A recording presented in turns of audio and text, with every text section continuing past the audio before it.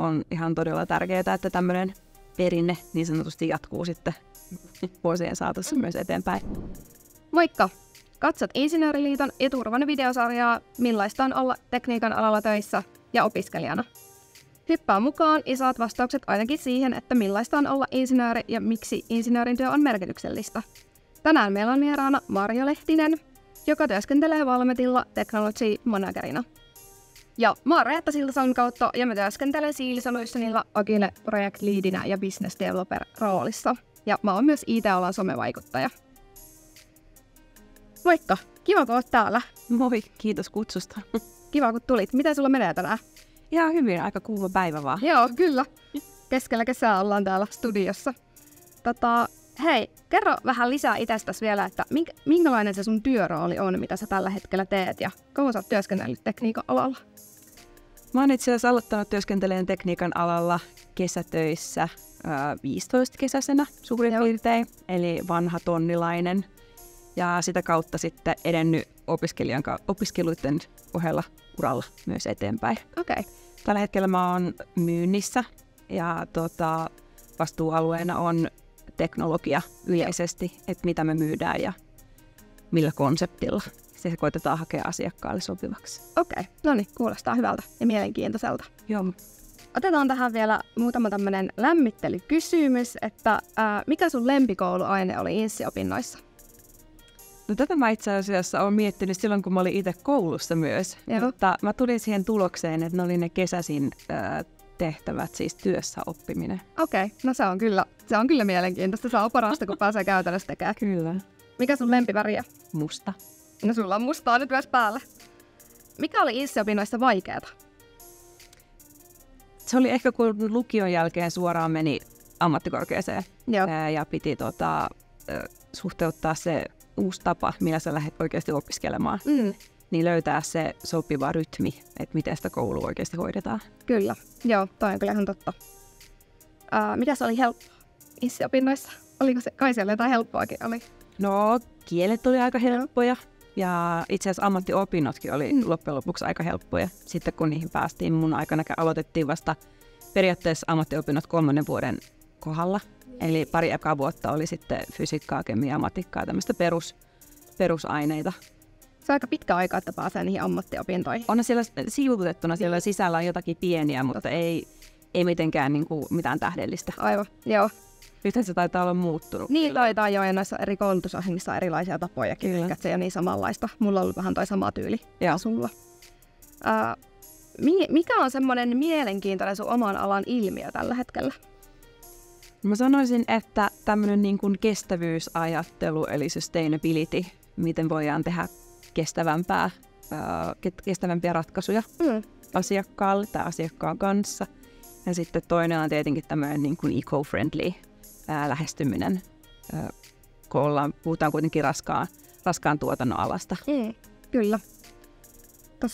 Tosi, ja toi on niinku mielenkiintoista, koska toi sustainability on myös niinku IT-alalla, missä me itse työskentelee, niin se on tosi sellainen keskeinen asia, että miten me saadaan vaikka konestolit niinku kuluttamaan vähemmän sähköä. Niin, kyllä. Se taitaa olla ihan hitti niin kuin jokaisella insinöörialalla tällä hetkellä. Kyllä. Ja sitten vielä, että millainen insinööri sä oot?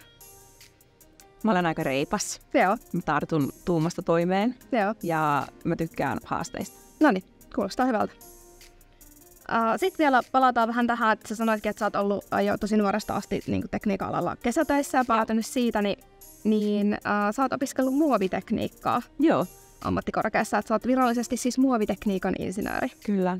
Miten sä päädyit siihen muovitekniikkaan? No mä olin kiinnostunut materiaaleista erilaisista, että miten niitä pystyy hyödyntämään. Mä sitten selailin sitä katalogia. Silloin oli tosi paljon erilaisia insinöörialoja. Nyt se on niin kuin laitettu enemmän yhteen, että mun mielestä muovitekniikkakin nykyisin se on materiaalitekniikkaa. Ja siihen kuuluu sitten erilaisia muita materiaaleja, mitä voidaan hyödyntää. Se kuulosti niin mielenkiintoiselle ja se oli aika lailla konetekniikkaa liippaava, mikä oli sitten toinen, mikä mua kiinnosti. Niin mä ajattelin, että kokeillaan. Noniin. Ja siitähän sulla ihan hyvä ura sitten auennut. Kyllä. Siitä päästäänkin sitten siihen, että millaisia asioita sun työpäivään kuuluu? Sä oot myynnin parissa, niin millaista se on? No se on aika vaihtelevaa.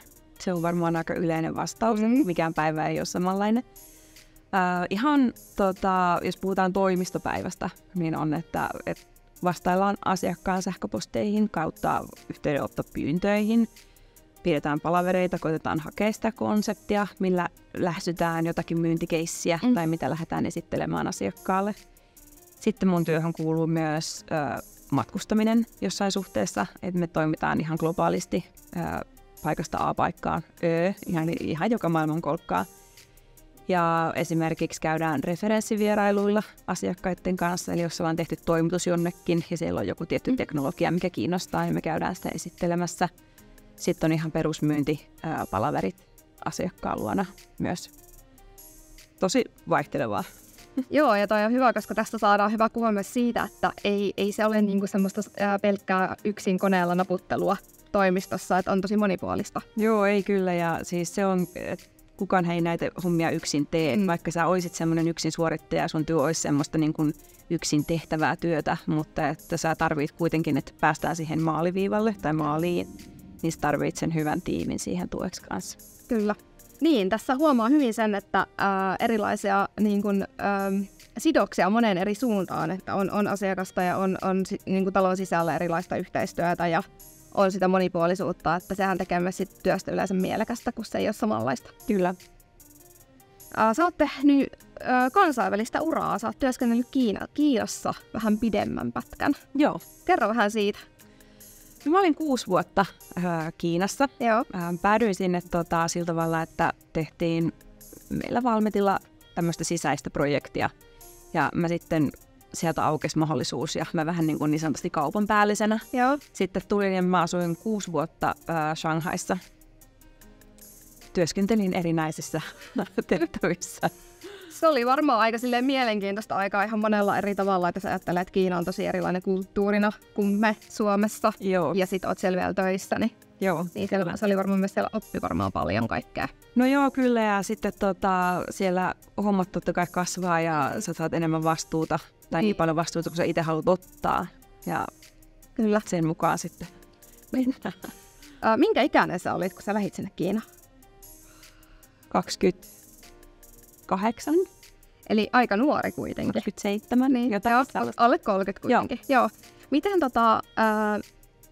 mitä mieltä sä oot siitä, että jos tulee tämmöinen mahdollisuus, tarjotaan, että voit lähteä työskentelemään ulkomaille, niin kannattaako siihen tarttua? Siis jos yhtään kiinnostaa, niin ehdottomasti, koska eihän siellä tarvitse olla 6 vuotta niin kuin mä olin, vaan että siellä voi käydä vaikka vuoden tai 2, ottaa sitä kokemusta ja hankkia niitä elämyksiä, jos niin voi sanoa. Ehdottomasti se luo semmoista tosi vahvaa, varsinkin ammatillista pohjaa, jos sä töiden kautta sinne eksyt. Kyllä. Oliko siinä silleen, että sun piti olla vähemmän aikaa alun perin, mutta sitten se venyy se aika? Joo. Tämä on ihan perinteinen keissi. Meillä on myös, kun lähtee työmatkalle, niin sä lähdet ensin muutamaksi päiväksi, mutta sitten sä tulet 2 viikon päästä kotiin. Että... Aivan, joo. Tai sellaista välillä on. Ja sitten kun muutenkin kun maailmalla on, niin siellä voi tapahtua välillä ihan mitä vaan. Että no näinpä. On tässä nähty vuosien varrella tuhkapilviä ja muita, mitkä vaikka pysäyttää lentoliikenteen kokonaan. Kyllä. Että näin, mutta siis toi on hienoa just, että sä oot tarttunut siihen tilaisuuteen, kun sitä on tarjottu. Koska mä itse aina ajattelen niin, että pitää sanoa joo, jos se on vaan muuten mahdollista siinä elämäntilanteessa. Koska sitten se tuo uusia mahdollisuuksia taas lisää. Niin, kyllä. Ja ei ole ihan yleistä, että mun alalta lähtee nainen yksin ulkomaille töihin. Et kyllä siinä oli omat haasteensa myös. Mutta pitää vaan olla rohkea ja sit tarvittaessa oikeasti vaan pyytää sitä tukea ja apua sitten, kun tulee sellaisia tilanteita. Just näin. Pitää kysyä siitä tähän liittyen vielä, että menikö kaikki kuitenkin ihan hyvin silleen, että ainahan on haasteita, mutta se, että menikö se ihan hyvin kuitenkin sitä? No kyllä loppujen lopuksi meni jo. Että olihan tuossa tuommoinen koronaväli, ja sitten Kiinasta toi vähän semmoisia haasteita, että mä käyn 2,5 vuoteen käynyt Suomessa ollenkaan, kun se oli vaan siis mahdotonta, sieltä ei päässyt. Niin, se on pitkä aika kyllä. Joo. Mutta muuten hyvin. Joo. Ja noi on just niitä odottamattomia asioita, mihin me kukaan ei voi varautua etukäteen. Kyllä. Tässähän tulee nyt hyvin esille se, että kansainvälistä uraakin vain hyvin tekniikan alalla tehdään, että jos vaan haluaa, niin mahdollisuuksia kyllä löytyy. No sitten mä kysyn sulta, että miksi kannattaa lähteä opiskelemaan teknologiaa ylipäätään tekniikan alalle? tekniikan ala mielletään mun mielestä aika usein semmoiseksi tosi vanhoilliseksi, mutta mä jotenkin olen miettinyt, että tekniikan ala on oman tyyppisensä taide. Ja me ollaan kuitenkin aika luovia ihmisiä siinä, että mitä me tehdään. Niin mun mielestä tämä tekniikan ala niin kun tarjoaa aika hyvät puitteet ja tukee niitä vahvuuksia. Että jos et se nyt ole taiteellisesti niin kuin miten mielletään, että taide on, että maalataan tai piirretään tai lauletaan. Se siinä, että on niin kuin kaikkein vahvimmillaan. Se voi olla tietyn tyyppistä esimerkiksi ajattelua. Ja tämmöinen tekniikan alan opiskelu, niin se mun mielestä aika hyvin kyllä sitten tukee tällaisia vahvuuksia ihmisissä. Kyllä. Siis upea vastaus, koska mä oon sun kanssa tästä ihan samaa mieltä. Ja mä oon itse huomannut sen, että kun mä en ole ollut koskaan semmoinen niin taiteellisesti luova, mutta mun luovuus on löytynyt sieltä IT-alalla työskentelystä. Kyllä. Ja sitten mä oon huomannut, että mä oon tosi luova. Kyllä, näinpä. Että se voi olla tulla niinku ajatuksien kautta, se voi olla joku niinku ihan mestari-idea, mitä sä nyt toteuttaa, mutta sulla ei välttämättä ole työkaluja tai eväitä ollut aikaisemmin sitä tehdä. Niin tekniikan alalla opiskelujen aikana siihen niin kuin tarjotaan puitteita ja eri semmoisia niin kuin haaroja, mihin sä voit sitten tarttua kiinni ja sitten lähteä seuraamaan ja kasvattaa ja tekemään sitä pohjaa. Kyllä, todella hyvä. Eli kaikki luovat ihmisetkin ei muuta kuin tekniikan alalla. Ehdottomasti. Että sieltä kyllä luovuutta saa käyttää, koska nehän ratkotaan ongelmia. Kyllä. Tähän on nimenomaan välillä aika luovaa. Joudutaan käyttämään luovia tapoja, että miten joku asia ratkee. Kyllä, että keksitään uusia ratkaisuja, että maailma pelastuu. Kyllä, just näin. Sitten puhutaan siitä, että miten toi niin kun, matematiikka ja fysiikka ja sen opiskelu IT-alalla ja siihen liittyvä tämmöinen osaaminen. Keskustelussahan on tosi paljon se, että pitäisi osata niin kun matematiikkaa ja fysiikkaa jotenkin erityisen hyvin, että voisi olla hyvä tekniikan alalla. Niin rikotaanko tämä myytti nyt heti? Rikotaan vaan. Joo. Se ei nimittäin pidä paikkaansa. Että jotta kai sitä pitää nyt osata jonkun verran, mutta siinä ei tarvitse olla mikään 10 oppilas. Ei todellakaan. Minkälainen suhde sulla on matikkaa ja fysiikkaa ja miten sä oot sekaan pärjännyt? No siis mä en ole ollut kaikkein huonoin, mutta mä en todellakaan ole ollut siis kaikkein paraskaan. Et mä en ole lukiossa esimerkiksi, mulla ei ollut pitkää matikkaa, vaan mulla oli lyhyt matikka. Mä päädyin silti tekniikka-alalle töihin. Se luo semmoisen pohjan ja enemmän sitä kautta kannattaa niinku ajatella, että siellä on sitä loogista ajattelua siellä pohjalla esimerkiksi matemaattisien tehtävien kautta. Kyllä. Mutta jos et sä nyt ihan kaikkia fysiikan tai kemian kaavoja osaa ulkoa, tai sä et välttämättä sisäistä sitä ihan 10 tasolla, niin se ei todellakaan estä sun pääsyä tekniikan alalle. Ei todellakaan, ei. Mulla on toi sama, että mä oon ollut silleen keskitasoa. Jep. Ja ei ole kyllä vaikuttanut pärjäämiseen alalla millään tavalla, että niistä kursseista kyllä pääsee läpi ja sehän riittää, että niistä pääsee läpi. Kyllä, ja se ei sitten kuitenkaan, työelämässä kyllä sitä tarvii joissain piirteissä, mutta se on ehkä enemmän sit sitä, että mistä sä löydät sen tiedon, kun sä tarvit sitä. Just näin, ja töissä voi aina pyytää apua ja näinpä käyttää Googlea ja mitä ikinä. Nykyään myös tekoälyä. Niin tää on kyllä semmoinen asia, mistä mun mielestä pitäisi puhua myös enemmän ja tuoda vielä enemmän sitä esiin, että se ei ole se keskeinen asia, minkä takia kannattaisi vaikka jättää hakeutumatta alalle. Kyllä. Ja se on yleensä ollut, että naisoletetut ja miesoletetut, niin meitä niin kuin ohjataan jo tietyn tyyppiseen ajattelutapaan, ja naisoletetuilla on sitten ollut aika paljonkin tämmöistä niin kuin painetta siitä, että on pakko olla paras siinä, mitä sä teet, ja sun on pakko olla niin kuin hyvä. Niin se luo sitä ainakin itselle loi semmoista tietyn tyyppistä painetta, että ehkä mä en sitten ole riittävän hyvä tekniikan alalle, koska mä en nyt ole tosissaan, mä en ole niin kiinnostunut fysiikasta esimerkiksi. Niinpä, joo. Ja toi on tosi harmillista, kun se totuus on kuitenkin toisenlainen. Niin ja sitten se, että jos puhutaan, että tavallaan, että jos hakee tekniikan alalle, niin pitäisi olla hirveän kiinnostunut myös matematiikasta ja ylipäätään luonnontieteistä. Eikä sekään ole se juttu, vaan mun mielestä nimenomaan pitää olla kiinnostunut siitä alasta ja siitä aiheesta. Että jos hakee vaikka just muovitekniikkaan tai sähkötekniikkaan tai mitä ikinä, niin sua pitää kiinnostaa se aihe. Ja sitten ne muut asiat tulee kyllä siellä perässä ihan luontevasti. No, miksi insinöörin työ on merkityksellistä? No siis mehän ollaan ihan kaikkialla, vaikka ei aina sitä niin kuin huomatakaan, että me ollaan mukana taustavaikuttamassa niissä välineissä, mitä käytetään esimerkiksi hoitotyössä tai autoissa, ostoskeskuksissa kun rakennetaan, niin se on kaikki niin kuin insinöörityön tulosta. Kyllä. Ja on ihan todella tärkeää, että tämmöinen perinne niin sanotusti jatkuu sitten vuosien saatossa myös eteenpäin. Että pystytään vastaamaan sit siihen nykyajan tarpeeseen. Joo, kyllä. Ja se on niin kuin, insinöörin työssähän pystyy just tosi hyvin olla vaikuttamassa niin kuin kokonaisuutena yhteiskuntaan just eri tavoin. Ja se on kyllä hienoa. Ja sekin on ehkä vähän asia, mikä ei tule ehkä silleen aina julkisessa keskustelussa niin esille. Että se insinöörin työ on niin kuin tosi paljon niin kuin sä rakennat yhteiskuntaan liittyviä asioita. Näinpä. Että se on... Siitä on hyvä pointti, koska jos lukee esimerkiksi Ilta-Sanomia tai lehteä, niin siellä on yleensä, että jos jotain pahaa on tapahtunut, niin siellä pinpointataan, että insinöörimies tai insinöörinainen on vaikka tötöilyn liikenteessä jotakin. Niin ehkä se pitäisi kääntää toisinpäin, että mikä tuolla kun rakennettiin esimerkiksi Triplan toi ostoskeskus, että mikä megalomaaninen insinöörityön tulos tämä on. Kyllä. Joo, mä oon tosta kyllä samaa mieltä, että se on kyllä just insinöörityön tulosta, ylipäätään kaikki uudet huippuinnovaatiot ja miten vaikka autotkin on kehittynyt, niin ne on kyllä insinöörityön tulosta. Niinpä. Ja siis just mikään ammatti ei ole semmoinen, etteikö joskus tehtäisi jotain virheitä ja joskus joku menee vähän pieleen ja näin, mutta niitä voidaan myös korjata. Kyllä. Että ei sekään ole niin vaarallista.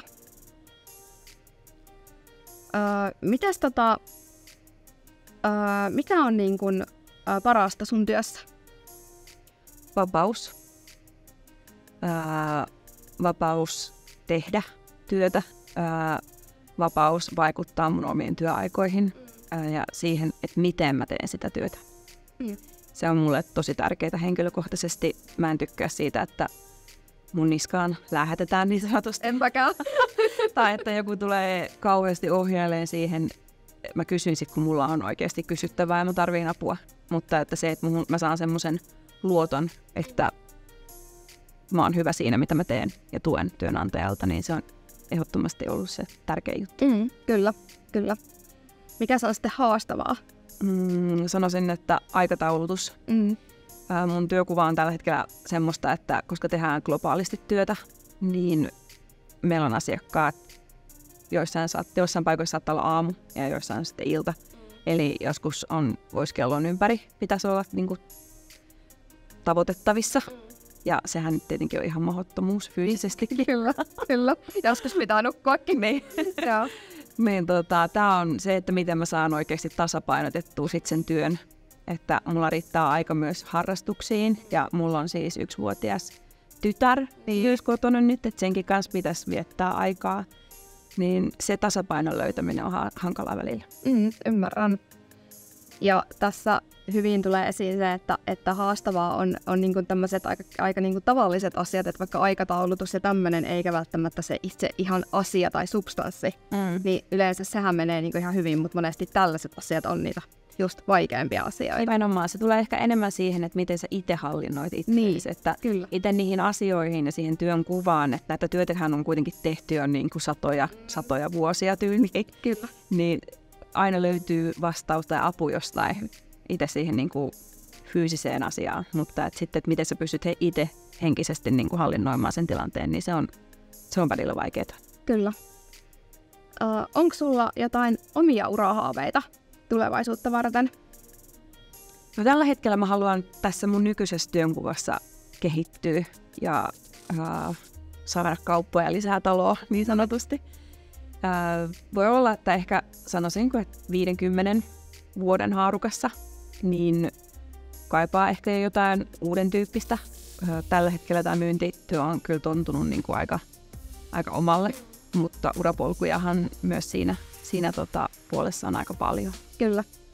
Ja toi on mahtavaa sanoa, että sä haluat lisää kauppoja, koska sehän tarkoittaa niin kuin meillekin talouden tilanteen parantamista, lisää töitä, että onnea siihen, toivottavasti saat hyviä hirveät paineet. Niin, ei mitään muuta niin silleen, että anna sulle kaikki tsempit siihen, että hommat onnistuu ja menee eteenpäin, vaikka tilannehan ei ole tällä hetkellä mitenkään helppo. Kyllä, näinhän se on. No nyt sitten, jos joku miettii nyt tämänkin videon perusteella, että vähän kiinnostelisi toi tekniikan ala ja vähän silleen vielä jännittää, että no ei, oisko musta siihen ja uskallanko mä nyt kuitenkaan, niin mitä sä haluaisit rohkaisun sanoiksi sanoa niille, ketkä katsoo tätä videoa? Ehdottomasti kannattaa hakea aloja on tosi paljon. Ja kannattaa pitää mielessä myös se, että jos jätetään rakennuspuoli esimerkiksi nyt ulos tästä, koska se on aika spesifinen orientoitunut ala, mutta että se insinööritutkinto itsessään takaa tosi hyvän pohjan oikeastaan mihin tahansa muuhun insinöörialaan. Et mäkin olen muovitekniikan insinööri, mutta mä oon tällä hetkellä konepuolella täysin. Eli ne urahaarat on tosi suuret, mitä sä voit lähteä tavoittelemaan sitten, kun tai valmistumisen jälkeen. Niin, kyllä. Joo, toi on totta, että se antaa kyllä tosi laajaa mahdollisuuksia ylipäätään se insinöörin tutkinto. Että se ei sido välttämättä siihen yhteen alaan ja senkin takia se on hyvä koulu käydä. Niinpä. Tässä on tullut tosi hyvin esille nyt, Marjo, sun polkua insinöörinä ja millaista sun työ on. Ja me saadaan tästä varmaan tosi hyvin niin kun informaatio jaettua nyt sitten katsojillekin, tai saatiin. Niin kiitos, kun olit vieraana. Kiitos, kun tulit. Kiitos, kun sain tulla kertomaan urapolun. Joo, mahtavaa, koska se on hyödyllistä tietoa. Kiitos, kun katsoitte tämän videon ja toivottavasti te saitte tästä hyviä vinkkejä siitä, millaista tekniikan alalla on työskentellä ja miksi sinne kannattaisi lähteä opiskelemaan. Ei muuta kuin tervetuloa tekniikan alalle.